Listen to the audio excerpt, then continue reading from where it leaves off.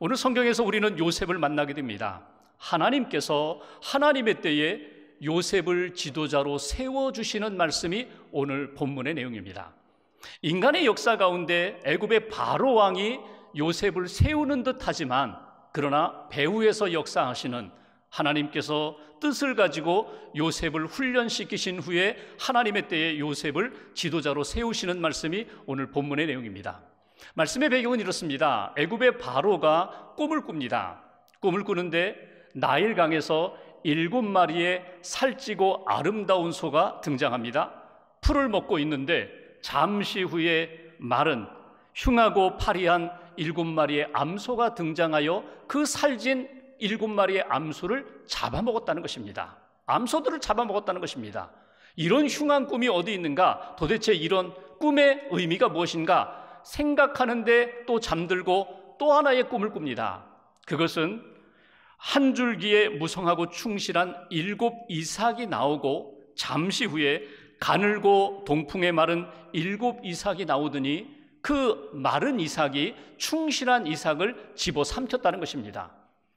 꿈에서 깨어서 이 꿈의 의미를 해석하라고 지혜자들을 동원하여 그 꿈 얘기를 하는데 그 누구도 바로의 꿈에 대해서 해석해 주는 자가 없었습니다.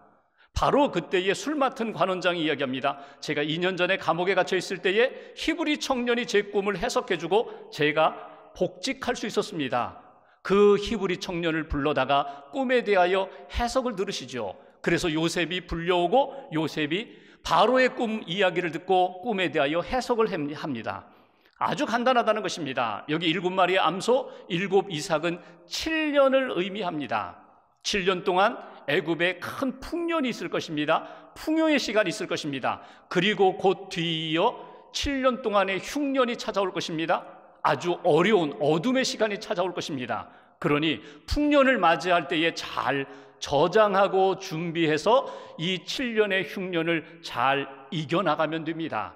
그러면 이 나라가 망하지 않습니다. 그런 해석을 내어놓습니다.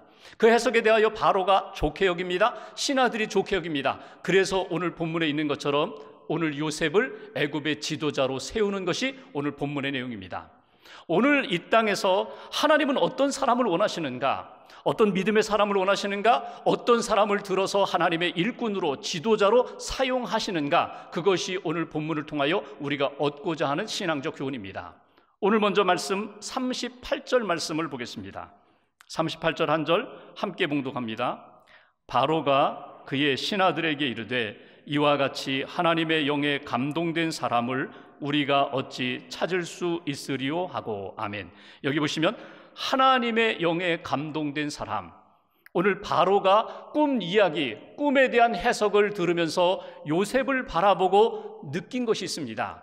이 사람은 하나님의 사람이다. 하나님의 영에 감동된 사람이라고 그렇게 인정하는 것을 우리는 보게 됩니다. 하나님의 영에 감동되었다는 것은 무엇입니까? 하나님의 영, 성령에 감동되었다. 성령에 감동되었다는 이야기는 무엇입니까?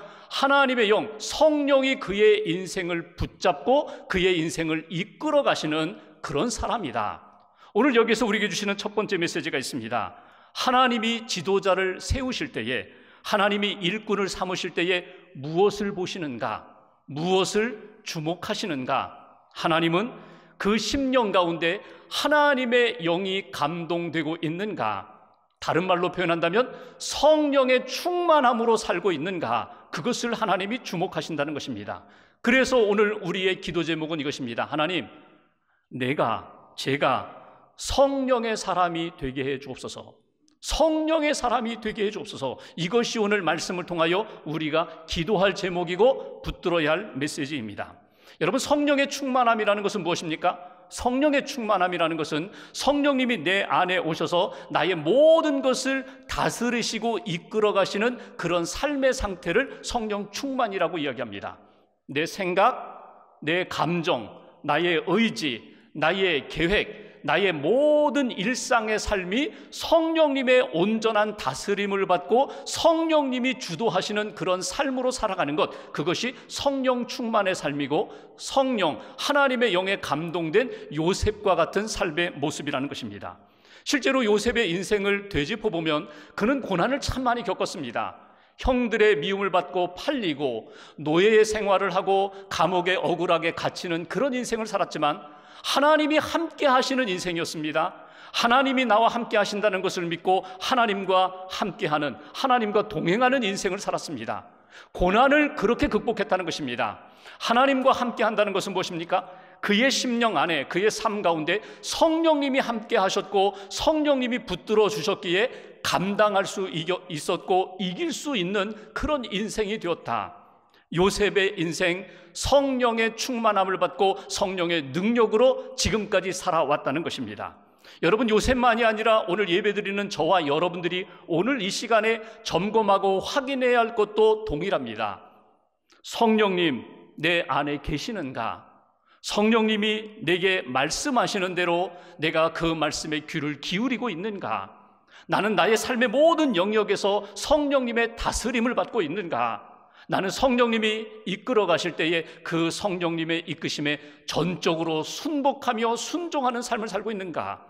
내가 그렇게 오랫동안 신앙생활을 했는데도 불구하고 성령의 체험도 하고 성령의 여러 가지 열매와 은사를 받았음에도 불구하고 성령님의 온전한 다스림을 받지 못하고 있다면 우리의 인생은 메마를 수밖에 없습니다. 힘든 일생일 수밖에 없습니다. 그런데 나는 믿음이 연약하고 부족하지만 성령님 내 안에 오셔서 나를 이끌어 가실 때에 나는 성령님께 모든 것 맡기겠습니다. 성령님을 따라가겠습니다. 성령님이 이끄시는 대로 순종하겠습니다. 그것이 오늘 성령님이 다스리시는 인생, 성령 충만한 삶이 된다는 것입니다. 여러분, 성령님이 우리 안에 오셔서 다스리시면 문제 없어요. 어려움 없어요. 문제도 성령님이 해결해 주실 것이고 어려움도 우리로 하여금 극복할 수 있는 능력을 주실 것입니다. 그래서 성경은 우리에게 이렇게 말씀합니다. 성령 충만한 사람이 될 때에 하나님의 영광, 하나님의 뜻 이룰 수 있다고. 바울이 에베소 교회에 편지하면서 에베소서 5장 18절에 이렇게 권면합니다. 술 취하지 말라, 이는 방탕한 것이니 오직 성령으로 충만함을 받으라. 술 취하지 말라, 여기 술은 우리가 마시는 술도 의미하지만 더 큰 의미는 세상의 술을 이야기하는 것입니다. 세상에 취하지 말라는 것입니다. 세상의 욕심이나 쾌락이나 탐욕에 취하지 말라는 것입니다. 술 취하지 말라. 뇌가 세상의 영에 사로잡히면, 내 심령의 중심에 세상의 영이 자리 잡고 있으면 너는 세상 사람이 되는 거야. 하나님의 사람은, 믿음의 사람은 성령을 취하고 성령을 붙잡고 성령의 다스림을 받으며 살아갈 때에 성령의 사람이 되고 믿음의 사람이 되는 거야. 여러분, 나의 중심에 무엇이 있느냐에 따라서 내가 그 힘에 의해서 영향도 받고 끌려가게 되어 있어요. 여러분, 스스로를 돌아보십시오. 내 심령에, 내 생각에, 내 삶에 가장 크게 영향을 끼치고 있는 것이 무엇인가? 그것이 여러분들의 인생을 만들고 있다는 거예요. 세상의 영에 끌리지 말아라. 세상의 영에 취하지 말라. 붙들리지 말아라. 하나님의 영에 붙들려라. 성령에 붙들려야 돼. 그래야 내가 하나님이 기뻐하시는 믿음의 인생으로 살아갈 수 있어. 이것이 오늘 창세기를 통하여, 에베소서를 통하여 우리에게 강조해 주시는 말씀입니다. 여러분, 성령을 어떻게 받게 되나요? 성령의 충만함을 어떻게 받게 되나요? 여러분, 우리가 기도할 때에 성령님 우리 안에 오셔서 역사하십니다. 우리가 기도할 때에 마가의 다락방에 120명이 모여서 약속한 성령을 사모하며 기도할 때 비둘기 같은 성령이 임했던 것처럼 우리가 전심으로 하나님 앞에 성령을 구할 때 하나님이 우리에게 성령을 부어주신다는 거예요. 그리고 오늘 주일날 하나님 앞에 예배드리는 날, 주님이 기뻐하시는 삶을 사는 날, 여러분 예배드리며 기도하며 하나님을 묵상하면서 성령의 충만함을 확인하셔야 돼요. 성령의 충만함으로 다시금 무장하셔야 돼요. 내가 하나님의 영 성령님을 사모하는 일에 있어서 걸림돌이 되는 것이 있다면 여러분 내려놓으셔야 돼요. 제거하셔야 돼요. 여러분, 명철과 지혜가 무엇입니까? 사리를 분별하는 거예요. 옳은 것과 그른 것들, 그리고 선과 악을 분별하는 것이 명철이며 지혜입니다. 오늘 요셉은 이 지혜를 하나님으로부터 받았다는 거예요. 하나님이 보여주시고 하나님이 들려주시는 대로 자기가 만드는 지혜나 명철이 아니라 하늘의 지혜를 가지고 그는 하나님 앞에 쓰임받는 인생으로 나타나는 것을 보게 됩니다. 여러분, 이것은 요셉이 타고난 것 아닙니다. 요셉이 많은 고난의 시간을 보내면서 그 순간순간마다 어려움이 있을 때마다 하나님 앞에 기도하고 하나님이 함께 하심을 확신하고 하나님이 주시는 마음과 뜻을 붙잡고 살아갈 때에 그가 지혜의 사람이 되었던 것을 우리는 보게 됩니다. 특별히 요셉의 지혜 가운데 우리가 놓치지 말아야 할 하나님이 기뻐하시는 지혜의 모습이 있어요. 36절 말씀을 한번 보실까요? 36절 한 절을 우리가 같이 봉독하겠습니다. 이와 같이 그 곡물을 이 땅에 저장하여 애굽 땅에 임할 7해 흉년에 대비하시면 땅이 이 흉년으로 말미암아 망하지 아니하리이다. 여기 끝부분에 요셉이 바로에게 하는 이야기입니다. 이 땅은 망하지 않습니다. 7년 풍년과 7년 흉년의 시간, 하나님이 주신 지혜를 가지고 준비하면, 대비하면 이 땅은 무너지지 않습니다. 여러분, 이 얘기가 무엇입니까? 이 땅에 생명이 보존될 것입니다. 살리는 이야기를 하고 있어요. 여러분, 하나님이 우리에게 주시는 지혜는 어떤 지혜인가 하면 망하게 만들고 무너지게 만들고 어두운 것을 지적하는 지혜가 아니라 생명을 살리는 것으로 우리에게 보여주시고 우리에게 말하게 하신다는 거예요. 하나님이 원하시는 지혜는 어떤 지혜인가? 살리는 지혜입니다. 48절 말씀 보십시오. 제가 앞부분만 읽겠습니다. 요셉이 애굽 땅에 있는 그 7년 곡물을 거두어 각 성에 저장하되, 여러분, 준비하는 지혜예요. 그러니까 7년 동안 풍년의 때에 먹고 마시고 흥청거리고 쾌락에 빠지는 것이 아니라 미래를 바라보면서 준비하는 지혜가 요셉에게 있었다는 거예요. 이것이 하나님이 요셉에게 주신 지혜거든요. 그러니까 하나님이 기뻐하시는 지혜는 무엇인가? 하늘의 지혜는 준비하는, 오늘만 잘 먹고 잘 사는 것이 아니라 내일과 영원한 세계를 바라보면서, 천국을 바라보면서 준비하는 것이 하나님이 주시는 지혜고, 오늘 우리가 무슨 일을 만나든지 그 속에서 생명의 역사를 바라보고 망하는 일이 아니라 살아나는, 생명으로 회복되는 그 일을 바라보고 증거하는 것이 요셉을 통하여 우리에게 주시는 지혜입니다. 여러분, 우리 가정 안에 어떤 지혜의 사람이 필요할까요? 우리 공동체 교회 안에 일터에 어떤 지혜의 사람이 필요할까요? 잘못을 지적하고 그 문제에 대하여 진단하고 틀렸어, 이제는 아니야라고 그렇게 말하는 사람이 아니라 이 속에 하나님의 계획이 있습니다. 생명이 있습니다. 하나님이 우리와 함께 하시면 이길 수 있습니다. 아니, 하나님이 반드시 이길 수 있도록 도우십니다. 믿음으로 선포하고 지혜로 말할 수 있는 그런 믿음의 사람, 지혜의 사람이 우리에게 필요하다는 거예요. 사도행전을 보면 초대교회 예루살렘 교회에 어떤 어려운 문제가 생겼습니다. 그것은 구제를 하는 가운데 소외되는 사람이 있었다는 거예요. 히브리파 사람들에게는 구제금이 전달되는데 헬라파 사람들에게는 구제금이 전달되지 않았어요. 그러니까 이들의 마음 가운데 원망과 불평이 생겼습니다. 사도들이 진단했어요.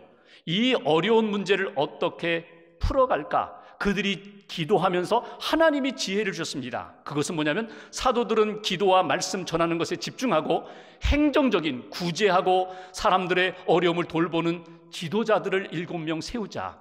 그들을 세우는 지혜를 하나님으로부터 받게 됩니다. 그리고 7명의 지도자를 세울 때 기준을 정합니다. 사도행전 6장 3절에 보면은 이렇게 기준을 세웁니다. 형제들아, 너희 가운데서 성령과 지혜가 충만하여 칭찬받는 사람 7을 택하라. 우리가 이 일을 그들에게 맡기리라. 여러분, 여기 기준이 뭐예요? 성령과 지혜가 충만하고 칭찬받는 사람. 하나님이 주신 지혜를 가지고 여러분, 파벌 따지지 말고 정말 성령의 사람이 누군가, 지혜의 사람이 누군가, 하나님과 사람들에게 인정받는 사람들이 누군가, 그 7명을 택했어요. 스데반을 비롯한 7명이 선택되었는데 여러분, 이 사람들이 어떤 사람들인지 아세요? 모두 다 7명 다 헬라파 사람들입니다. 원망 가운데, 불편함 가운데 있던 사람들, 그들 가운데 7명을 택했어요. 파벌이 아니라 하나님이 주신 지혜의 기준을 가지고 선정했더니 하나님이 기뻐하시는 사람들이 세워지고 온 교회가 평안했더라. 온 교회가 영적으로 회복되었더라. 여러분, 하나님이 우리 공동체 안에 원하시는 사람이 무엇일까요? 지식이 많은 사람 아닙니다. 지식 때문에 다른 사람들의 잘못을 지적하고 자기는 교만하여 우쭐거리고 다른 사람의 허물을 지적하며 상처를 주고 자기는 전혀 그런 잘못 범하지 않은 것으로 인하여 자랑하고 다니는 그런 사람이 아니라 하나님의 지혜를 품고 하나님의 뜻이 무엇인가, 지식을 가지고 부분만 보는 인생이 아니라 지혜를 가지고 전체를 바라보고 미래를 바라볼 수 있는 그런 사람, 하나님이 우리 공동체를 어떻게 살릴 것인가, 생명의 길을 볼 수 있는 사람, 그런 지혜의 사람을 하나님이 우리에게 원하신다는 거예요. 오늘 우리가 기도하는 내용은 그것입니다. 하나님, 내게 지혜를 주세요. 하늘의 지혜를 주세요. 미래를 볼 수 있게 해주세요. 준비할 수 있게 해주세요. 말 한마디라도 영혼을 살리는 말을 하게 해주세요. 만약에 요셉이 바로에게 꿈 이야기를 해주면서 이 나라 7년 동안 흉년이 임하면 다 망합니다, 이렇게 말했더라면 아마도 바로가 요셉을 세워줄 수 있었을까요? 요셉의 말에 귀를 기울여 보십시오. 망하지 않습니다. 망하지 않습니다. 7년을 잘 준비하며 미래를 준비하고 곡식을 잘 저장해 두면 우리는 망하지 않습니다. 잘 이겨나갈 수 있습니다. 생명의 길로 갈 수 있습니다. 하나님이 저와 여러분들에게 오늘 다시 지혜를 주셔서 하나님의 생명의 말씀을 증거하고 미래를 바라보고 준비할 수 있는 그런 믿음의 인생 되시기를 주님의 이름으로 기원합니다. 마지막 한 가지, 40절 41절 말씀 보십시오. 40절 41절 두 절 함께 봉독합니다. 너는 내 집을 다스리라. 내 백성이 다 내 명령에 복종하리니 내가 너보다 높은 것은 내 왕좌뿐이니라. 바로가 또 요셉에게 이르되 내가 너를 애굽 온 땅의 총리가 되게 하노라 하고, 여기 보시면 40절 앞부분 너는 내 집을 다스리라, 총리로 세우는 것을 보게 됩니다. 지금까지 요셉의 인생을 들었어요. 그리고 꿈 이야기를 하면서 해석하는 요셉의 모습을 보았어요. 그가 보디발 집에서 노예로 있을 때, 감옥에서 죄수로 있을 때 그가 어떻게 섬기고 그가 어떤 영향력을 가지고 다스렸는지 들었고 보았습니다. 그리고 하는 이야기입니다. 너는 내 집을 다스리라. 이제는 내 집, 이 나라를 내가 좀 관리해다오. 이 나라를 좀 섬겨다오. 그리고 총리의 직책을 맡기는 것을 보게 됩니다. 요셉의 신실함, 요셉의 충성, 요셉의 섬김을 보고 들었다는 것입니다. 하나님이 지도자를 세우실 때에 하나님이 우리 한 사람 한 사람 성령을 주시고 지혜를 주셔서 우리를 사용하시고자 할 때에 우리에게 기대하는 것이 있습니다. 그것은 뭐냐면 하나님께서 우리로 하여금 온전한 섬김의 길을 걷기를 원하십니다. 그래서 우리가 오늘도 기도하면서 하나님 앞에 꿈꾸는 것은 하나님이 기뻐하시는 섬김의 사람이 되게 해 주옵소서. 섬김의 삶을 살게 해 주옵소서. 여기 섬긴다는 것, 요셉은 어느 곳에 가든지 하나님이 주신 자리에서 사명을 가지고 섬김의 길을 걸어갔습니다. 지위가 여기 감옥에 있든지 이제는 총리 그 높은 자리에 오르든지 지위 고하를 막론하고 그는 항상 하나님 앞에서 겸손히 섬기는 길을 걸어갔다는 것입니다. 삶의 현장 속에서 내게 주신 사명이 무엇인가? 하나님이 내게 원하시는 뜻은 무엇인가? 흔들림이 없이 겸손히 신실하게 섬겼다는 거예요. 미국의 찰스 스윈돌 목사님이 지은 요셉이라는 책에 보면 요셉을 이렇게 평가했습니다. 그는 순전한 사람이었다. 여러분, 순전하다는 것이 무엇입니까? 이중적이지 않았다, 가식적이지 않았다, 성실하고 부지런하고 하나님이 보시기에 아름다운 삶을 살았다. 이것이 순전한 삶의 모습입니다. 요셉의 모습을 보십시오. 그에게는 게으름이나 속임수나 부정이나 욕심이나 험담이나 불성실이 없습니다. 하나님이 내게 주신 자리에서 처음 하나님이 내게 주신 은혜, 초심을 잃어버리지 아니하고 하나님 앞에서 그는 변함없이 살아갔다는 거예요. 하나님이 나와 함께 하시지 내가 하나님과 함께 하지. 하나님이 내게 성령을 부어주셨지, 지혜를 부어주셨지. 하나님의 영 성령님 의지하고 지혜의 분별력을 가지고 그는 믿음의 길을 걸어가게 되었다. 사도행전 6장에서 7명의 지도자, 우리가 보통 7집사라고 표현하죠. 7명의 지도자를 세우는 기준, 다시 한번 기억해 보십시오. 여기 성령과 지혜가 충만하고 칭찬받는 사람들, 그들을 세우라고 했습니다. 근데 여기 칭찬받는 사람이라는 원문에 원래 히라보 원문을 보면 마르토레오라고 되어 있어요. 마르토레오라는 그 말의 뜻은 칭찬받는다는 의미도 되지만 더 중요한 의미는 증인이 된다는 거예요. 예수 그리스도 복음의 증인될 사람, 어느 곳에 가든지 목숨 걸고 순교하기까지 나는 예수의 사람입니다, 나는 복음으로 구원받은 사람입니다, 이렇게 나타낼 수 있는 사람, 그 사람이 하나님이 기뻐하시는 섬김의 삶을 살아갈 수 있다. 그러니까 내 힘으로는 힘들어요. 성령님이 내 안에 계시고 그분의 능력을 힘입어서 내가 섬기는 거예요. 예수님처럼. 여러분, 예수님 어떻게 섬기셨어요? 십자가에 자기 목숨을 내놓고 섬기셨어요. 십자가에 달려 돌아가시면서 온 인류의 죄를 대속하시고 구원하는 길로 그분은 섬기셨어요. 예수님을 믿고 내 안에 성령과 지혜가 가득하다면 우리의 섬김이 너무나 부족하지만, 아직도 연약하지만 주님 바라보면서 하나님이 기뻐하시는 생명의 섬김이 되어야 한다. 주 4세기경 데오드로라는 여성이 있습니다. 아버지와 어린 시절 아버지와 함께 살았는데 아버지가 어느 날 수도원으로 들어가셔요. 하나님 앞에 나는 온전히 남은 여생 헌신하겠다. 수도원으로 들어갑니다. 자기도 따라 들어가려고 하는데 수도원 안에는 여성이 들어갈 수 없으니까 이 데오드로가 남자 복장을 하고 수도원에 들어갔어요. 그리고 부엌에서 밥 짓고 설거지하고 빨래하면서 그렇게 굳은 일을 하면서 하나님을 묵상하고 기도하고 수도사처럼 그렇게 살아가는 거예요. 아버지가 돌아가셨어요. 홀로 남았는데 수도원 밖으로 나가지 않고 여전히 부엌에서 일을 하면서 그렇게 섬겼습니다. 어느 날 수도원에 소란이 벌어졌어요. 수도원 밖에 마을의 한 사람이 수도원에 들어와서 내 딸 누가 임신시켰냐고 소란을 폈어요. 사실은 그 딸은 군인과 눈이 맞아서 임신을 하고 그 군인은 도망갔는데 그걸 사실대로 이야기하면 혼날까 봐 수도원에 있는 수도사가 나를 임신시켰다고 그렇게 거짓말한 것 때문에 아버지가 흥분해서 그리고 수도원에 찾아와서 어느 수도사가 내 딸 임신시켰냐고 소란을 피우는 것입니다. 나오라는 거예요. 근데 나올 사람이 없죠. 거기에 죄인이 없으니까. 그때 데오드로가 생각합니다. 어떤 한 수도사가 실수를 했구나. 죄를 저질렀구나.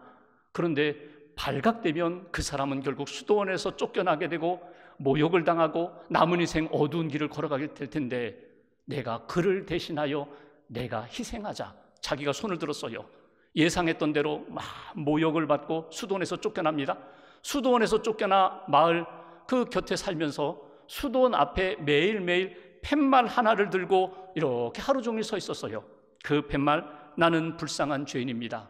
나는 불쌍한 죄인입니다. 참여하는 모습으로, 죄인된 모습으로 그렇게 매일 서서 그렇게 하루하루를 지내게 됩니다. 시간이 흘렀어요. 몇 년 지난 다음에 원장님이 데오드로를 갸륵하게 여겨서 다시금 수도원으로 불러들였습니다. 전에 하던 일 그대로 하라고. 근데 사람들의 눈이 달라졌어요. 전에는 도와주기도 하고 따뜻한 말도 했는데 이제는 아주 차가운 눈길을 보냅니다. 인정하지 않아요. 조롱합니다. 자기가 맡은 일 그거 묵묵히 감당하다가 결국 과로로 쓰러지게 되고 세상을 떠나게 됩니다. 세상 떠나고 장례식을 준비하는데 시신을 닦으려고 보니까 남자가 아니라 여자였어요. 그 모습을 보면서 이 사람은 죄인이 아닌데 이 사람이 죄를 다 뒤집어 쓰고 이렇게 고난을 겪었다. 거기 수도원에 있는 모든 사람들이 자기를 다시 한번 돌아보게 됩니다. 진짜 수도사는 누군가? 이 사람이 진짜 수도사다. 진짜 하나님을 섬기는 것이 무엇인가? 이 사람의 섬김이, 이 사람의 희생이 진정 하나님을 사랑하고 하나님을 섬기는 자의 모습이 아닌가. 그래서 모두가 다 회개하며 회개 운동이 일어났다는 것입니다. 여러분, 우리의 인생을 돌아보시면 세상에 속한 사람들은 세상의 힘을 의지해서 살아갑니다. 세상의 방법대로 살아갑니다. 근데 하나님의 사람은, 믿음의 사람은 성령을 의지해서 살아갑니다. 하나님이 주신 생각과 말씀과 지혜를 의지해서 살아갑니다. 내가 섬길 때 내 힘으로 섬기지 않습니다. 하나님이 그때그때마다 주시는 뜻을 붙잡고 하나님의 영, 성령님을 의지하며 섬기게 됩니다. 하나님이 우리에게 원하시는 것이 무엇일까? 오늘 이 시간 내게 구원도 주시고 은혜도 주시고 은사도 주셨는데 내가 속한 삶의 자리에서 하나님이 정말 우리에게 원하시는 것은 무엇인가? 성령님을 사모하라고, 성령의 충만함을 받고 살라고, 하나님의 지혜를 사모하라고, 하나님의 지혜로 살아가라고. 내 힘으로 섬기고 자랑하는 인생이 아니라 하나님이 주시는 힘으로 겸손히 신실하게 섬기며 하나님이 기뻐하시는 하나님의 뜻을 이루는 인생을 살아가라고. 오늘 말씀을 다시 한번 우리 가슴 속에 품고 한 주간 동안 복음의 증인답게 하나님 앞에 신실하게 믿음의 길을 걸어가는 저와 여러분들 되시기를 주님의 이름으로 기원합니다.